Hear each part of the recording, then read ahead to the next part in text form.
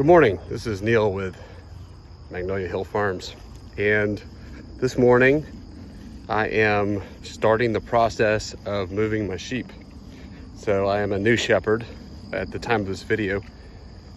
The date of this video, I am a shepherd for less than a week.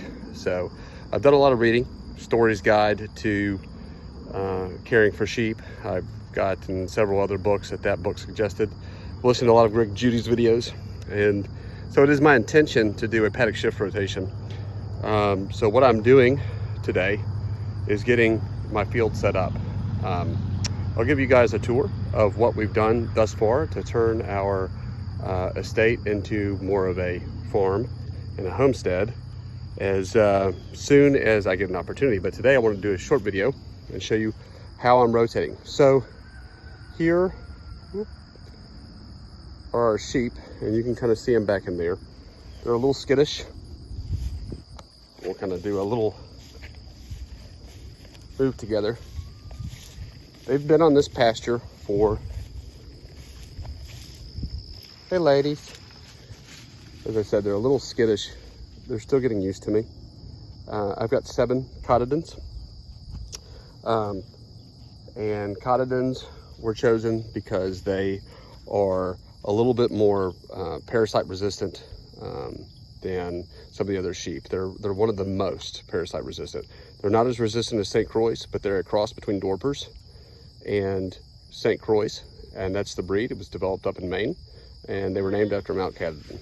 So I chose them again because they're one of the most parasite resistant sheep breeds that there are. They are a hair sheep, so I don't have to shear them, which keeps them from being mostly affected by things like fly strike, which is nasty if you've never looked at that. So anyway, I've had them on this pasture for almost 5 days, and I'm going to move them probably tomorrow, and we'll do a little video of moving them. But I'm choosing 5 days because a Barber poleworm takes a minimum of 5 days to go to its L3 status or stasis. That means that it's been pooped out, it has become an egg, or gone from egg to larva, and at that point in time it can be re-ingested and reinfect the ladies out here. Oh, look, we have a visitor. This is my favorite thus far, little Bo Peep. That's what I'm naming her. Hello, how are you? She's the least skittish of my young ewes. She was born in April along with her sisters back there. I bought a mixed flock. I've got 2 that are 5 years old, and they lambed late this year, so not quite ideal. You can see that spotted one back in the back. She's one of them. She's the most skittish. And then I have a big sheep, and she's back there in the Magnolia, and her lamb back there with an ewe lamb. Anyway, so I'm setting up. These sheep have already been trained to a portable electric fence. And so if you look behind me, you can see back there, that's what I'm using. I've got 3 of them. I used to use some for chickens, and the sheep ones do not do well, even though I bought some that said that they were for chickens. They don't do well for holding in chickens and turkeys if you don't have any heat to them. But these sheep were scared even before I could get or at least respected the fence before I could get the heat on it. And so I got a Cyclops charger. I got that from Power Fence, and the goal here is to do a leader follower system. So I hope to get my turkeys. I'm probably not going to put my chickens out here, but get my turkeys out here and get this set for this come and move, and they will hopefully keep the Barber poleworms and other pest populations down by eating the scat, or at least scratching through the scat of the sheep. So we'll hopefully disrupt some of those parasite cycles that way. Another thing that I've been doing is I've let my pasture grow, much to the chagrin of my wife, because my pasture is my front yard. But as you'll see, it's pretty high, right?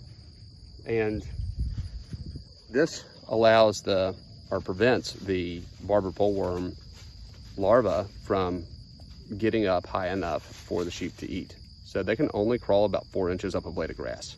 So with this being anywhere from 8 to 10 inches, it's less likely that they will be ingested. So it's just another parasite management tool that I'm trying to employ as we do some of this paddock shift rotational grazing. Now you'll notice again that this is still pretty high, and so I know the turkeys won't take this down, but they have brought a lot of the grass down. I will probably come back through and bush hog it or something like that up to about 5 or 6 inches, but we'll do that later on. The goal is that these sheep won't actually make it back to this maybe for, I don't know, 2 months. Right now in their current configuration for sure. The barber poleworm will last in summer for about 60 days. I don't know if it's going to be feasible as my flock grows. I intend to grow that to a solid population of at least 10 breeding ewes, and I hope to provide enough sustenance and nutrition to the sheep to where I can get pretty consistent twins. So somewhere between 10 and 20 lambs is the goal for the next couple of years. So that's kind of what we're going here. So as we roll this, we've got a lot of challenges. There's a lot of things that I want to do here.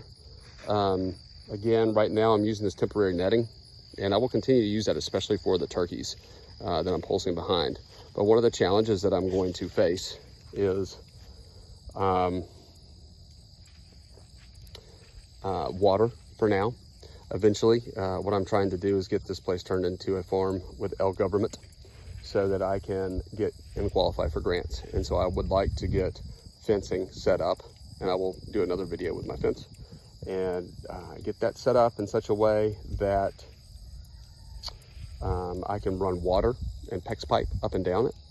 And that will also allow me to more easily divide it up into paddocks where I'm not burdened, so to speak, with having to always set these fences in such a way that takes so long. And I can use maybe, for at least the sheep, some polybraid, which I do have set up on a spool, and I do have like a quick retract spool, and I can use some of those O'Brien's temporary stake posts. So that's what I want to do. That'll give me a lot of flexibility there, and those are a little bit more stout than this, and will also stay up a little bit higher. And so eventually I'd like to do what Greg Judy does and have one strand of polybraid, kind of keep them in. I have a smaller tract of acreage. I only have 10 acres. So definitely trying to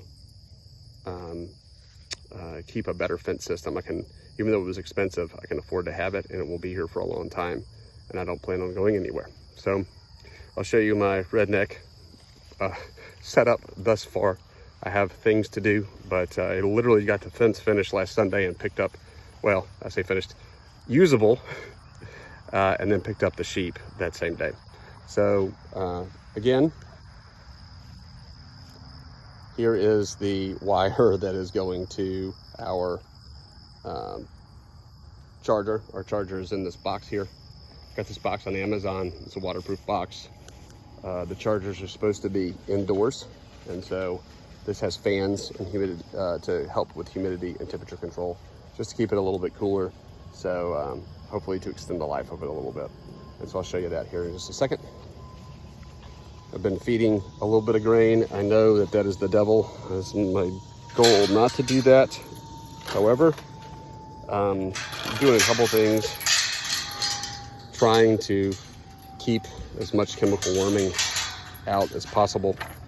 And so one of the things that I'm doing is feeding grains mixed with diatomaceous earth, which doesn't really help with barber poleworm, but I'm also adding a little bit of garlic powder and a little bit of cayenne pepper to that. Now I'm being careful. I checked the FOMC scores, and we're not having we don't have an anemic flock. So, okay, so this is my thing here.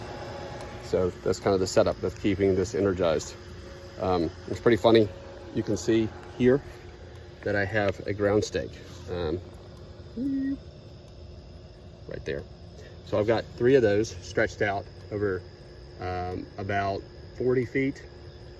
I read the directions at night after work, and the funny thing was I read 10 inches apart. So I stupidly set these 6-foot posts, these are 6 feet, and drove them into the ground and had them had to pull them out, and I tried to do that by hand. That was not going to happen. So anyway, got my tractor, right tool for the right job. It's an important thing to do.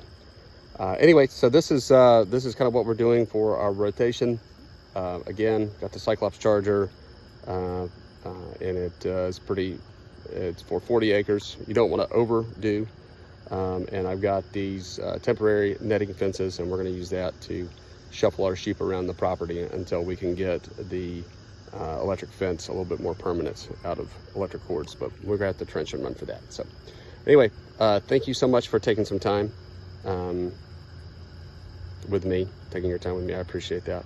Subscribe to me, so shameless plug there, so that you can see what's going on. We've got a lot more than sheep. We've got chickens, we've got turkeys, we've got some gardens that are doing pretty well, and we're going to continue to work on this experiment, and would love to have you come with us and support us by your likes and views and comments, and you know, help me out. Tell me what I'm doing, what I could do better, and we appreciate you.